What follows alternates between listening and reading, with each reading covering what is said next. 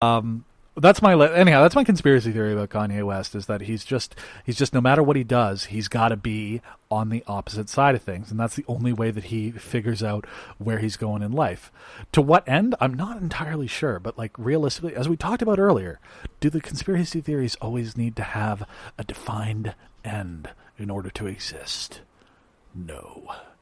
So that's my conspiracy theory that I fully expect will become part of some larger story down the line, and people will be taking it as the gospel truth. And you heard it here first on the John Dulong Show. I hope that you appreciate. I hope you appreciate the service that I'm providing to you, dear listener. On the other side of this little musical break, we're gonna talk a little bit closer to home. We're gonna talk about the flooding of the St. John River in New Brunswick. I've got some thoughts on this little matter, and here's on the other side.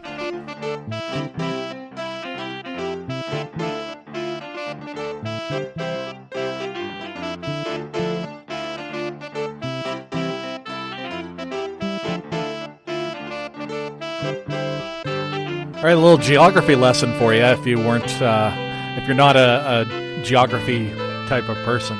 The St. John River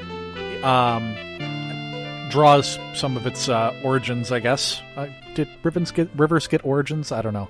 I don't think that they get as many origin stories as Spider-Man movies.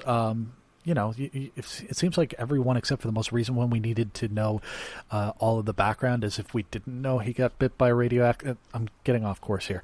So anyhow, it draws its different sources, I guess, from other rivers in New Brunswick, in Quebec, and in Maine, and traverses a lot of the province of New Brunswick. It also forms part of the U.S.-Canada border in a couple of places. It's a pretty big river. It's kind of known as the Rhine of North America due to its many scenic areas, scenic points, I guess. I don't know. It's a big, pretty river. Those are the things that you should know about it if you don't already know anything about it. The other thing that you should know about it is that it floods a lot, almost every year, in fact. Along its banks, it does flood into a lot of times into a lot of different residential areas through St. John, of course, and Fredericton and various other places along its path. So when I start to hear this every single year, I kind of just roll my eyes. I'm not going to lie to you. It's a major news story every single year in this part of the world where the river's flooding and people are losing a lot of meat and losing power and thus losing a lot of food, and it's just kind of like yawn, yawn, yawn. This is kind of the problem, though. This year, current Environment Canada forecasts are suggesting that the flooding of this river is going to be at the worst levels that it ever has been in recorded history. And climate change is a myth. So yeah, the thing is that it's kind of a story kind of similar to that of, say, Hurricane Katrina or Hurricane Sandy in New York a few years back, where we've dealt with this flood before. We have our little flood lines in our basements and whatever. We've gotten past this before. We can get past it this time. Meanwhile, government is having to spend an incredible amount of money keeping search and rescue folks at the ready in order to help save these people when the waters get too high. Here's what I will say. If you happen to be, of course, I'm recording this on Friday. At this point, half of New Brunswick could be underwater for all I know. If you're happen to listen to this and you're at all in sort of a dangerous area for the flood, get the fuck out. Oh my God. What is the matter with you?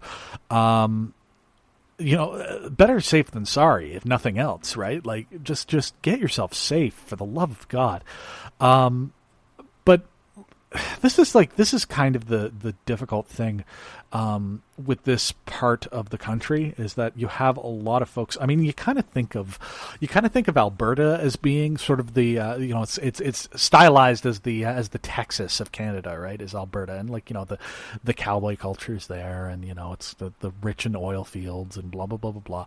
Honestly, like I think that like realistically, in terms of like the same sort of like noted stubbornness, it's like people who just live in the rural Atlantic provinces are the most stuck in their ways people in the world. And I'm from rural Nova Scotia, so I am coming at this from a place of considerable understanding. I don't know, like it just sort of seems like every single year there's one of these floods. So it's kind of like I don't know. I kind of blame the media for reporting this like it was any other year, because like they're kind of doing like just the human interest stories with it. These people are going to lose. I keep on saying they're going to lose a bunch of meat. That's just like literally an example that I heard on the radio the other day of just like, how long is the power going to be out? We got a lot of meat in the freezer. Are we going to lose this? Are we going to lose all this money that we put into this? The other thing is maybe invest in moving away from the banks of the river, guys. Just like, I know that like it's your home and you don't want to move, and moving is a complicated and expensive thing, but like if every year something like this is happening, just maybe you're not living in a particularly good spot. Unless you want to be investing in sub pumps upon sub pumps upon sub pumps, for this very reason. I don't know. That's my like wholly uneducated view on things. It's my hot take. Is that maybe, just maybe, the banks of the River St. John are not the best place to be living. If it floods every fucking spring, maybe I don't know if there's something like proactive that could be done to prevent this from having such a profound effect every single year, but here we are. Anyhow, I hope folks stay safe. I hope that the damage is minimal, but like, good God, if you're stupid enough to stay, what good is for what hope is there? What hope is there for you? What I will say is that as I'm, researching bits and pieces for this topic, for this section on the show, I do enjoy the fact that the Weather Network's top hit on this particular story, if you Google it, is that the spelling of St. John River is a major point of contention in the news media, which is just hilarious. I guess it's an argument about whether or not it should be SAINT or ST.JOHN. Can we say maybe the least consequential debate that could be had around this topic? God, if I were one of those people who was evacuated from my home, which, because by the way, I would have been the fuck out of there as soon as the EMO was saying get out. But that's besides the point. If I were one of those people who was displaced from this due to this flooding, like, my God, I would be pissed off about that. I'd be sending in some letters to the old Weather Network about that one. Kind of seems like a slightly insensitive take on the matter. And I say that as somebody who just made fun of the people who live there for living there, that may be complaining about, people can't get consensus on how to spell the damn name of the river, or maybe a little bit out to lunch on their opinions on things. I don't know. That's just me. That's just my opinion. I will say, like I said, I'm making some fun here. I'm telling some jokes. I'm goofing off a little bit. Of course, my thoughts with anybody who's affected by this. It's not fun. I know that. Of course, hope everybody is safe. That's just. I just want to end on that definitively. Hope everyone is safe. Hope there's not too much damage. Okay. On the other side, maybe a little rant from old John, old Johnnycakes. Did I just call myself old Johnnycakes? That's upsetting. That's upsetting to me. And I did it to myself. You hurt the ones you love the most. Where was I? Oh, yeah. Little rant on the other side here about mobile gaming in particular. The new Harry Potter game, which is released on mobile platforms. It's hot garbage, and it's gross, actually. And on the other side, I'm going to tell you why.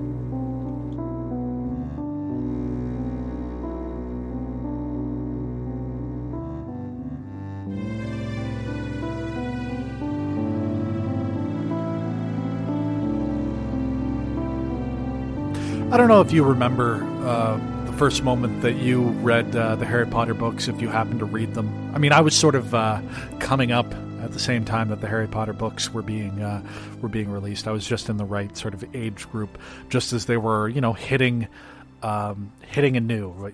Like I was there for I guess the first one that I read, days after it was released was probably Order of the Phoenix, if I'm remembering correctly. I got the first book. It was kind of given to both me and my younger sister as sort of a joint gift from our folks. This might be apocryphal, so if I'm wrong about this, anyone in my family, I don't care. It was I remember it being given to me the evening that my grandmother passed away. So I sort of I shied away from it for a little while, as I remember it. I wasn't going to get sucked into this. It seemed like this weird fad, and I just wasn't interested in it. But then I read the Philosopher's Stone or the Sorcerer's Stone, if that's the way that you live your life. I'm not going to judge. So I read Harry Potter and the Philosopher's Stone, and I was hooked from that moment on. And I still have a whole lot of love for the Harry Potter series. I think I've talked about it on the show before, about how much those books have affected me as a person. I know that a lot of, realistically, I wouldn't know my girlfriend if not in a roundabout way, if not for the Harry Potter series. It's one of the things that we connected on very early on. I recommended that she listen to Harry Potter and the Sacred Text, which is a pretty decent podcast from Vanessa Zoltan and Casper ter Kuile from the Harvard Divinity School. So yeah, the Harry Potter books, all things considered, major effect on me as a person, and I recently have been rereading them when I have a spare moment to read for fun, which is not every day, but it's kind of like getting into a nice pair of slippers. It's comforting. It's I don't know. They're just lovely books, and I still have a very deep emotional attachment to them to this very day. Some 19 years later or whatever it's been. So here's my point. Here's what I'm driving at here. Regardless of all of the sort of deeper readings that I can give into the books, and then the different sort of themes that I can extract from them now as a more sophisticated reader, as an adult. Ultimately, what those books are children's novels. They are designed for kids and then young adults. The books kind of grow up with you as you read them, which was kind of what was great about them for me when I was growing up, is they were growing up with me. But they are ultimately children's literature, which is why I have such a deep-seated problem with the new Harry Potter mobile game that has recently been released, at least in a beta state, which is Harry Potter's and the Hogwarts Mystery, or something along those lines. It's the Hogwarts Mystery game. So, spoiler alert abound, I guess. I'm going to spoil, bits and pieces of the early part of this game, but I need to, in order to be able to discuss what this is sort of all about. So the game takes place shortly after Harry kills Voldemort for the first time, when he's just a baby. It's basically you're in the same first year class as Nymphadora Tonks. The Dark Lord has fell. Peace is reigning throughout the land.